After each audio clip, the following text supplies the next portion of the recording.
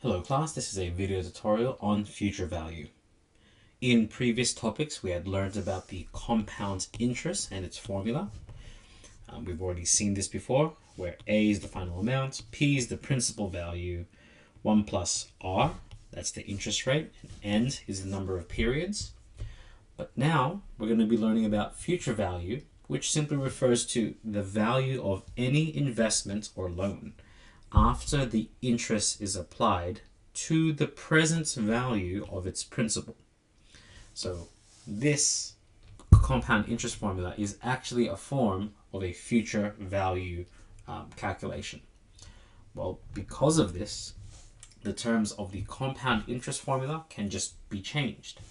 Instead of A, we have FV, which is future value. The principal, it's the present value, and R and N remain the same.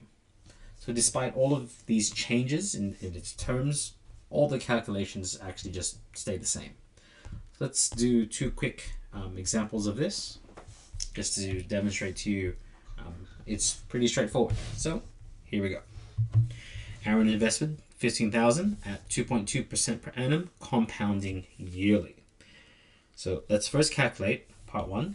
How much is his investment worth in 5 years? Well, for this, we can recognize that the present value, or its principal, is $15,000. Its rate is 2.2% per annum. I'd like to highlight that this is per annum and compounding yearly. This will be important in a moment. So the rate here is 2.2. You can type this in as a percentage, but for me, I like using decimals. So 2.2% is the same as 0.022.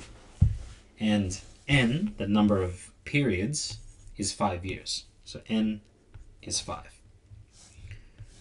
Crunching these numbers, we get FV equals 15,000, 1 plus 0.022 to the power of 5. As you can see, it's exactly the same as compound interest. It's just a matter of typing all of this in to our calculator.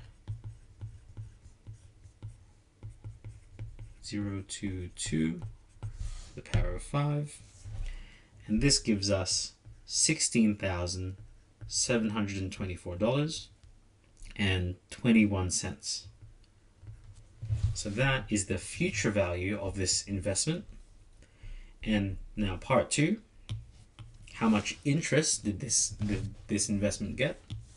Well, part two, to find the interest on the future value formula, we can find the interest is equaling as the future value minus the present value.